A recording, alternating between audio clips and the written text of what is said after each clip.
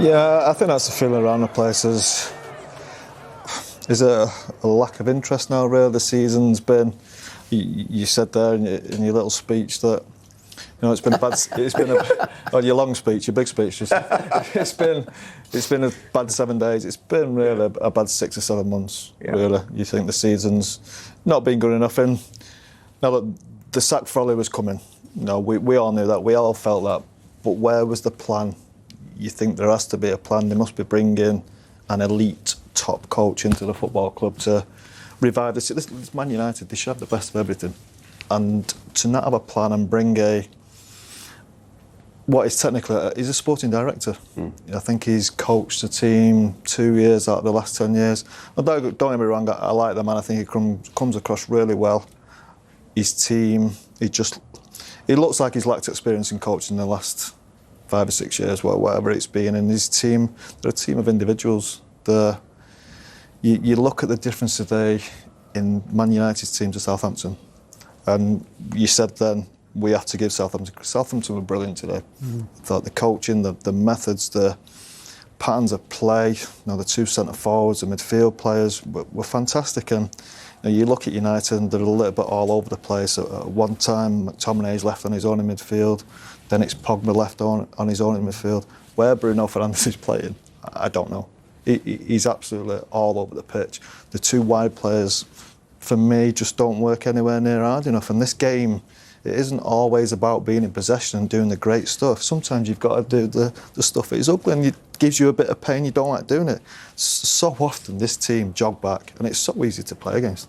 I think it's that what you're saying is absolutely spot on, Paul. But also, I look at Southampton and I see a team that are drilled. Every player knows what to do when they press. They're going to press together. They've got support behind them. I don't see that with Manchester United. Their thought, because they've got really good individual players. They've got players that can win games. They've got X factor about them. But at the moment, that's not enough. They're not a team that look to me as if they've been drilled. When they've got the ball, we've got to win it back. The more we've got good players, the more we get possession off them, that means we've got the ball. So you've got to hunt the ball together. They do it individually. I don't see a theme of them really, really closing down, pressing, which Southampton did. And then Southampton, if they don't press high, and the team then, get out and the centre-backs have the ball, you'll see them drop off then.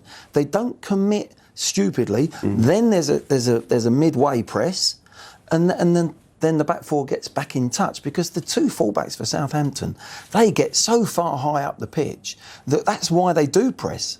So there's a theme. I don't see that with Manchester United, let alone when they've got the ball. Sorry, that's just my point, Jake, exactly that. One team, I've got a proper coach. The other team, I've got a sporting director, which can't be right for Manchester United. Well, it doesn't seem to be working at the moment, does it? But the coach for Southampton, impressive. The players for Southampton, impressive. And this man was great today. Che Adams is live right now with Des. Des, all over to you.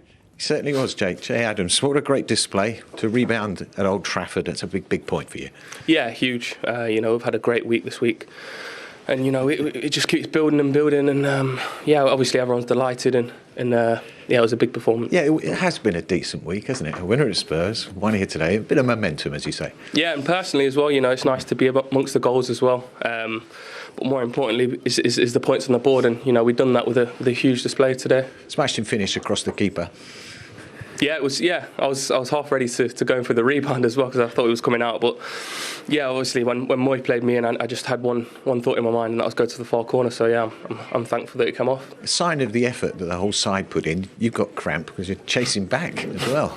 Yeah, and that's what the gaffer wants from us. He knows, and everyone knows that we're a pressing team, and that's what we do well. And when we press teams, not many teams can handle it. And when everyone's at it like today.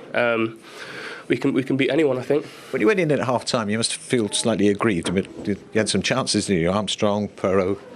Yeah, and myself as well. I had one not too long in, but I've slipped and, managed to redeem myself later on in the game. But, as you said, it was a big performance, and it was needed today against a great team.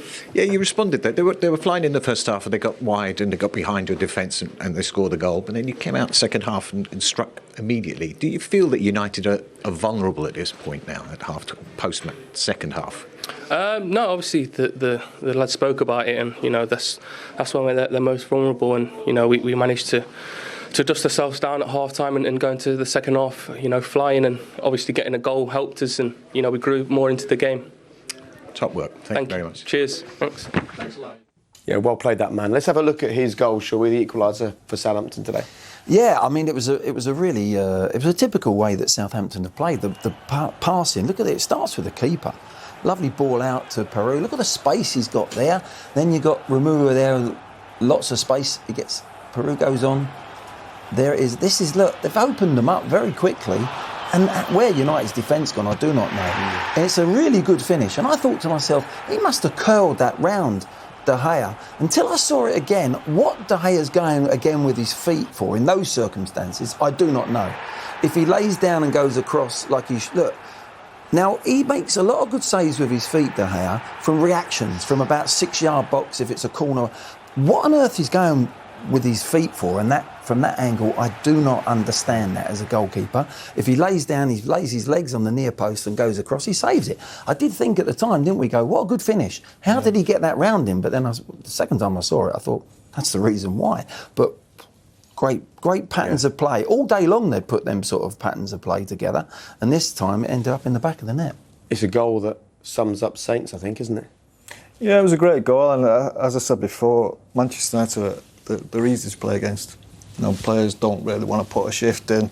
Great ball from Fraser Forster. There's players in space all the time. The midfield player, ⴅᴏᴛ I think it is, he's in behind Pogba, he's in behind McTominay. None of them are aware of that danger. There's not a lot of Varane can do. Varane can't get out to him because he's player who eventually scores a goal, does score the goal, so he gets caught in between. That's when he can play him in behind. And it's a lack of awareness from Paul and McTominay in the centre of the pitch. You have to be aware of stuff like that. And as Glenn said, I agree. It felt like a funny angle for him to score from. Good finish. And I didn't expect the keeper to be going with his legs, to be honest with you. As Glenn said, I think it's a simple one to the side. He could probably catch it there, or a little tip round the post. Much more chance of saving it with his arms rather than his legs. So much to be impressed with, though, regarding Southampton. Their net spend in the last 3 years is just £24 million. And Southampton more than make their point here at Old Trafford this afternoon. Let's hear from their boss. Ralf Hasenhüttl is with Des. Ralf, that was an open, exciting game. Are you proud of that performance today? Yeah, especially because of the fact that we had one day less to recover after our game on Wednesday. I think you could feel in the first half we had problems to find in the game. We haven't been fresh enough. It was a little bit of heavy legs, I think, in this part of the game, and then it takes a little bit until you get in your rhythm, and then you have to start running and start playing football. And when we started doing this, especially in the second half, we have been a different team, a much better one. And I think in the end, they had a better first half. We had a better second half. The draw, we take it. I think chances on both sides. We had also massive ones in the second half, but always when we started playing our football, I think we dominated the game, and this was good to watch. And Che Adams is in a fantastic vein of form right now, isn't he? Beautiful goal, absolutely. It worked for the team. Both strikers were always a threat, I think, for their defence, and this is what makes us strong in the moment, yes. Were you a bit irritated to go in a goal down at half-time because you had chances? Yeah, but the first half, as I said, was not good. We changed 2 times the shape. We had... the problem is when you want to press, then you need to be fresh, and when you're always one step too late, then you don't come in the situation that we win balls, and then it's easy for the opponent. And then you're always too late, and you could feel that then the longer the game goes, the more energy we got, and it takes time a little bit, and this was normal, and I think it's very hard to play Wednesday evening and then Saturday at lunchtime. It is super tough, especially against such a team. But the way we responded in the second half was a fantastic one. Scored immediately after the half-time with a beautiful goal and had 2-3 massive chances. Yeah. Stewie, big one, Armstrong. Yeah. So we had definitely chances to win today also. So overall, it's been a fantastic week for Southampton, hasn't it? Yeah, fantastic time in the moment. Very enjoyable with this team. We are really good to watch. To be honest, this is fantastic from outside. always have a solution, always have a new way of playing, and this is good to watch, and it's the way we want to go. And everyone contributing right to the goalkeeper in the last moments as well. Yeah, absolutely. Fraser does a fantastic job and has a big part of this point what we took today. Thanks, Ralf. Thank you. Yeah, we'll take a look at Fraser's saves actually in just a moment. But they made the point there that everybody played their part. Southampton had a day less rest than Manchester United, covered 5 kilometres more. And you can't play like that unless everyone buys into the plan. Yeah, without a doubt. And I think Ralf there was saying they almost had to wait for their second wind because of how much energy they took to beat Tottenham. But they still created chances. That was the good thing from Southampton's point of view. And as we see later on, but I'm impressed with not only the way they play, but the amount of bodies they throw and get into the penalty area, whether it's in free play or set plays. Again, look, bodies off the ball. It comes inside here. Peru, who's a very good fullback, by the way. They've found a player here. He loves to get forward and he can defend. But time after time, they were breaking in behind that midfield of United and creating that space. And they're a good football inside. Yeah, I keep saying, I thought they were brilliant.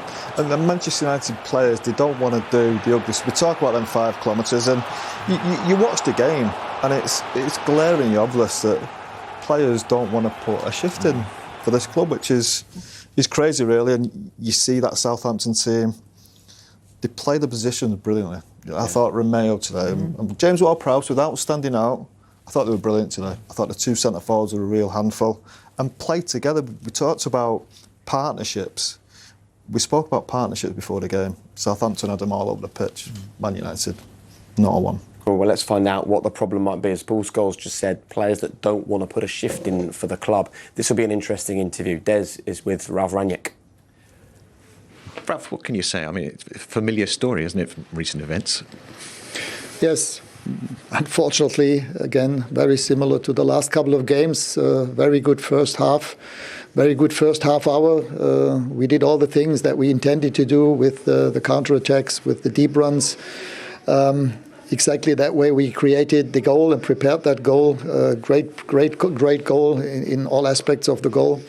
But then we stopped doing that. Even at the end of the first half, we didn't do those things anymore. And then in the second half, we also lost a bit of shape. In the first 20 minutes, we were struggling to defend them. Exactly that happened in transition when they scored their goal. Yes, and in the last 20 minutes, we had enough opportunities, big chances to score again. Expected goal ratio was clearly in our favour, but in the end, we didn't get the result that we wanted to. That's a very clear analysis of it. But why? What's the problem? Why does the intensity drop like that? Well, on the one hand, we also have to respect the other team. Southampton played well. They played with the same intensity and tactical approach that they did against Tottenham. So this is not an easy team to play against. But yes, we lost a little bit composure. We took, again, wrong decisions, sometimes under pressure, sometimes not under pressure. And this is where we have to get better. Whenever we prepare the team for the next possible game, as I said, in the last 4 or 5 games, we started extremely well. We had an excellent half hour again today. But in the end, it's about playing in that way for more than just one half. So what do you say at half-time? It's not a teacup throwing thing, but... Of course. I mean, we told them exactly that we have to be aggressive, that we have to stay compact, that we shouldn't give them any space where they could move into and play their transitional football. This is exactly what we told them, obviously. Yeah, but in the end, it's a different thing to perform like that on the pitch. One plus is Jadon Sancho's goal today and his performance in the first half. Sorry?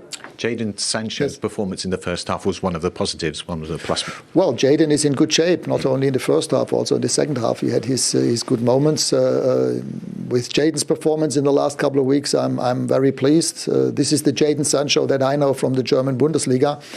There is still more space for improvement for him, but I mean, in the way that he's playing now, probably is the best Jadon Sancho that Manchester United has seen so far. But this top 4 battle now, you're giving away points at the moment, aren't you? It's going to make it harder and harder for you. Yes, we know that. It was the 4th game out of the last 5 or 6 where we were 1-0 or 2-0 up. and didn't get full points. So, yeah, this was 6 points. If you add on Aston Villa, Burnley, and the game today, that would have been 6 points. It can happen, but not 6 points, but maximum 4 points. And this is why we're all very disappointed, but doesn't help. We have to look ahead and look forward and do it better on Tuesday against Brighton. Thank you, Ralf. Thank you.